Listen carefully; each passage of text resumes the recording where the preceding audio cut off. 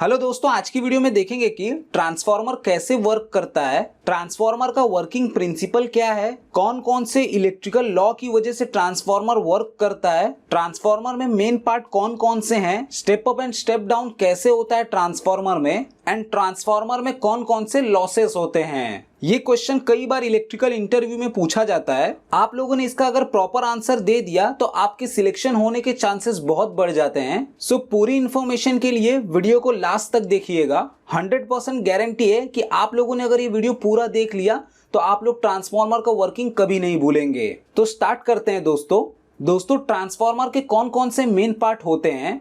Transformer में दो main part होते हैं, पहला है वाइंडिंग एंड दूसरा है कोर। ट्रांसफार्मर की वाइंडिंग कुछ इस प्रकार से दिखती है दोस्तों, और दोस्तों ये ट्रांसफार्मर का कोर है। दोस्तों ये दो मेन पार्ट होते हैं ट्रांसफार्मर के, इसको अभी हम लोग कुछ देर में देखेंगे कि इनका काम क्या होता है। वाइंडिंग दोस्तों कॉपर के वायर को लपेट करके बनाई जाती है। वायर का साइज डिपेंड करता है करंट के ऊपर, मतलब वायर का थिकनेस करंट के ऊपर डिपेंड करता है। ज्यादा करंट होगा तो ये वायर मोटा होगा। दोस्तों समझ लीजिए कि ये इलेक्ट्रिकल कॉइल है। दोस्तों कॉइल के अंदर हम लोग अगर इलेक्ट्रिकल सप्लाई देंगे तो क्या होगा, कॉइल को इलेक्ट्रिकल सप्लाई मिलते ही कॉइल के अंदर मैग्नेटिक फील्ड बनेगी। दोस्तों एसी करंट की वेवफॉर्म कैसी होती है,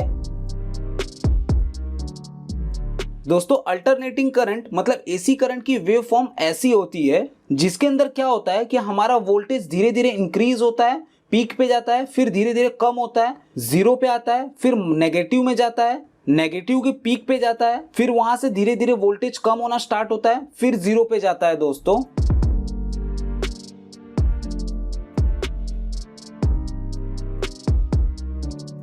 तो दोस्तों एसी करंट की वेवफॉर्म कैसे होती है कि पहले जीरो से स्टार्ट होकर धीरे धीरे वोल्टेज इंक्रीज होता है, 100 वोल्ट तक पहुंचता है, फिर धीरे धीरे इंक्रीज होकर 230 वोल्ट तक पहुंचता है, फिर धीरे धीरे कम होना स्टार्ट होता है, वापस 100 पे आता है, फिर धीरे धीरे कम होकर जीरो पे आता है, फिर और कम होकर माइनस में जाता है वोल्टेज, माइनस में कम होते होते 230 माइनस वोल्ट में जाता है, फिर वापस धीरे धीरे बढ़ना शुरू होता है, -100 पे आता है वोल्टेज, फिर वापस जीरो पे आ जाता है। फिर ऐसे ही कंटिन्यू ये वेवफॉर्म चलती रहती है, जैसा कि आप लोग एनिमेशन वेवफॉर्म में देख सकते हैं। तो दोस्तों जब हम एसी सप्लाई वाइंडिंग पे देते हैं तो क्या होता है, जैसे जैसे हमारा वोल्टेज इंक्रीज होता है, जैसे कि मान लीजिए जीरो से मेरा जब 100 वोल्ट पे पहुंचता है तो कुछ मैग्नेटिक फील्ड बनेगी जो कि थोड़ी वीक होगी। जैसे ही वोल्टेज मेरा इंक्रीज होकर 230 वोल्ट तक पहुंचेगा मेरी मैग्नेटिक फील्ड स्ट्रांग हो जाएगी। फिर वोल्टेज कम होना स्टार्ट हो गया तो मेरी मैग्नेटिक फील्ड वापस थोड़ी कम होना स्टार्ट हो जाएगी, फिर जीरो पे आ जाएगा तब मैग्नेटिक फील्ड जीरो हो जाएगी।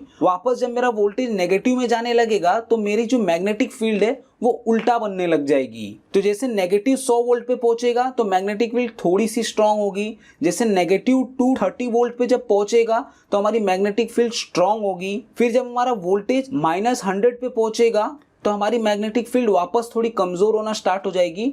जब वोल्टेज हमारा जीरो पे पहुंच जाएगा तो हमारी मैग्नेटिक फील्ड खत्म हो जाएगी। लेकिन ऐसे कंटिन्यू साइकिल चलती रहती है तो क्या होगा दोस्तों कि हमारी कंटिन्यू मैग्नेटिक फील्ड बनती रहेगी, कम होगी, फिर उल्टा मैग्नेटिक फील्ड बनेगी, फिर कम होगी, फिर वापस उल्टी मैग्नेटिक फील्ड बनेगी। ऐसा कंटिन्यू चलता रहता है एसी के केस में। दोस्तों अब हम लोग देख लेते हैं कि अगर कोई कंडक्टर को हम लोग मैग्नेटिक फील्ड में रखेंगे तो उस कंडक्टर के ऊपर क्या इफेक्ट पड़ता है।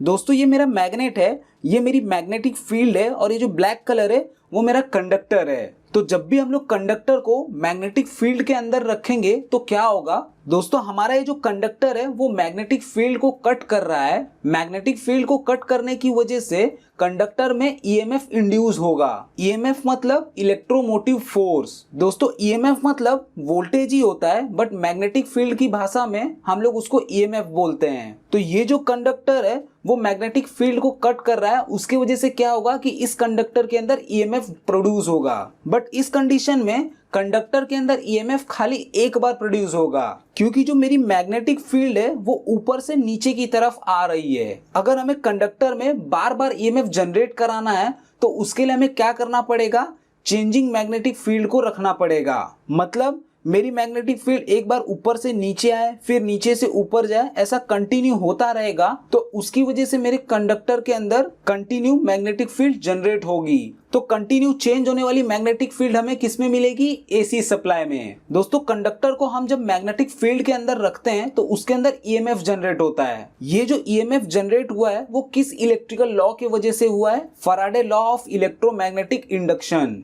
इसको दोस्तों Faraday law of mutual induction भी बोलते हैं। तो ईएमएफ किस लॉ की वजह से जनरेट हुआ? Faraday law of electromagnetic induction की वजह से। तो दोस्तों अब हम लोग देख लेते हैं कि ट्रांसफार्मर कैसे वर्क करता है।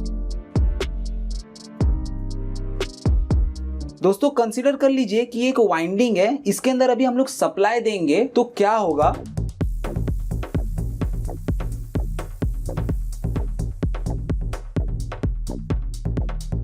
तो दोस्तों जैसे हम लोग वाइंडिंग को इलेक्ट्रिकल सप्लाई देंगे तो वाइंडिंग के अंदर मैग्नेटिक फील्ड बनना शुरू हो जाएगी। अगर हम लोग इस वाइंडिंग को एसी सप्लाई देंगे तो इसके अंदर कंटिन्यू चेंजिंग होने वाली मैग्नेटिक फील्ड बनेगी। जैसा कि आप लोग एनिमेशन में देख सकते हैं, ये जो वाइंडिंग है ये मैग्नेटिक फील्ड बना रही है। अब मैं क्या करूंगा कि एक दूसरी वाइंडिंग को इसके नजदीक ला के रख दूंगा, तो क्या होगा दोस्तों मैंने क्या किया कि जो दूसरी वाइंडिंग है इसको मैंने पहली वाइंडिंग के नजदीक में लाके रख दिया है। तो पहली वाइंडिंग हमारी क्या कर रही थी कि मैग्नेटिक फील्ड बना रही है, क्योंकि इसको हम लोगों ने इलेक्ट्रिकल सप्लाई दे के रखा है। और ये जो दूसरी वाइंडिंग है वहां पे क्या होगा दोस्तों, ये जो मैग्नेटिक फील्ड बन रही है, ये जो दूसरी वाइंडिंग है उस मैग्नेटिक फील्ड को ये वाइंडिंग कट कर रही है। तो हमारी जो सेकेंड वाली वाइंडिंग है इस मैग्नेटिक फील्ड को कट कर रही है। उसकी वजह से क्या होगा दोस्तों कि ये जो सेकेंड वाली वाइंडिंग है इसके अंदर ईएमएफ जनरेट होगा। जैसा कि हम लोगों ने पहले देखा था कि मैग्नेटिक फील्ड के अंदर अगर हम लोग कोई कंडक्टर रखते हैं तो उस कंडक्टर के अंदर ईएमएफ जनरेट होता है। सेम उसी प्रकार दोस्तों ये जो मैग्नेटिक फील्ड है जो कि मेरी वाइंडिंग 1 बना रही है, उस मैग्नेटिक फील्ड के अंदर हम लोगों ने वाइंडिंग 2 को रख दिया तो क्या होगा दोस्तों, वाइंडिंग 2 के अंदर ईएमएफ जनरेट होगा। बट दोस्तों जैसा कि आप लोग देख सकते हैं कि यहाँ की जो मैग्नेटिक फील्ड है खाली वही यूज में आ रही है, यहाँ की मैग्नेटिक फील्ड वेस्ट हो जा रही है। मतलब 75% से लेके 50% तक के आसपास की मैग्नेटिक फील्ड वेस्ट हो रही है। तो ये जो मैग्नेटिक फील्ड है वो वेस्ट ना हो उसके लिए हम लोग क्या करते हैं, कोर का यूज करते हैं। जो कोर होता है दोस्तों वो मैग्नेटिक फील्ड को वेस्ट होने से बचाता है। तो कोर हमारा मैग्नेटिक फील्ड को वेस्ट होने से कैसे बचाता है वो देख लेते हैं।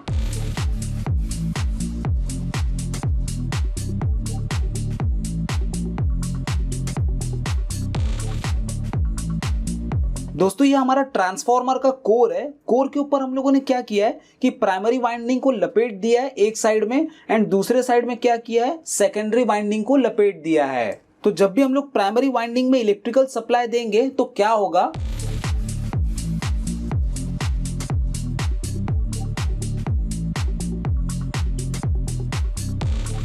तो दोस्तों जैसे ही हम लोग इलेक्ट्रिकल सप्लाई देंगे प्राइमरी वाइंडिंग को तो ये वाइंडिंग क्या करेगी, मैग्नेटिक फील्ड बनाएगी। जैसा कि हम लोगों ने पहले देखा था कि वाइंडिंग में जब हम इलेक्ट्रिकल सप्लाई दे रहे थे तो वाइंडिंग में कुछ इस प्रकार से मैग्नेटिक फील्ड बनती है। बट दोस्तों इस केस में क्या होगा, कोर होने की वजह से ये जो मैग्नेटिक फील्ड ऐसी बन रही थी उसको ये बाहर नहीं जाने देगा। मतलब कोर का काम क्या होता है कि मैग्नेटिक फील्ड को पकड़ के रखना, एक रास्ता दिखाना। तो ये जो मेरी मैग्नेटिक फील्ड है जो कि यूज हो रही है उसको हम लोग मैग्नेटिक फ्लक्स बोलते हैं। ये मेरी मैग्नेटिक फील्ड या फ्लक्स क्या होगी कि मेरे सेकेंडरी वाइंडिंग के ऊपर जा करके कट होगी।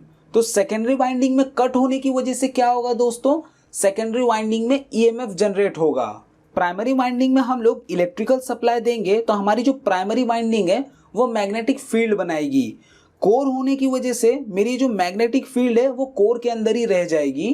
कोर उसको अट्रैक्ट करके रखेगा, बाहर नहीं जाने देगा। तो ये जो मैग्नेटिक फील्ड है वो यहाँ से होते होते यहाँ पे आएगी। यहाँ पे क्या होगा दोस्तों कि मेरा सेकेंडरी वाइंडिंग है, ये जो मैग्नेटिक फील्ड है और फ्लक्स है उसको मेरा ये सेकेंडरी वाइंडिंग कट करेगा।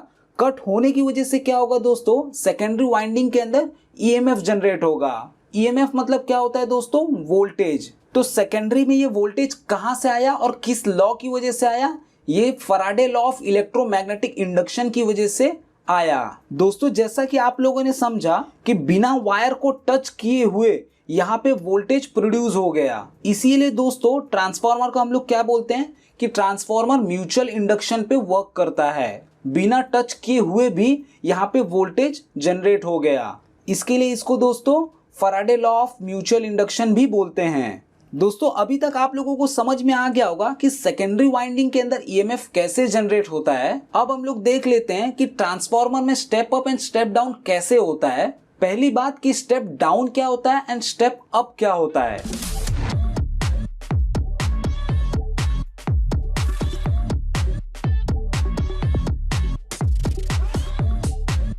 तो दोस्तों step up and step down को समझने के लिए मैंने एक छोटा सा डायग्राम बनाया है। तो ये जो ट्रांसफार्मर है इसके अंदर हम लोग क्या कर रहे हैं, 100 वोल्ट का इनपुट दे रहे हैं और हमें आउटपुट में कितना मिल रहा है दोस्तों, 50 वोल्ट मिल रहा है।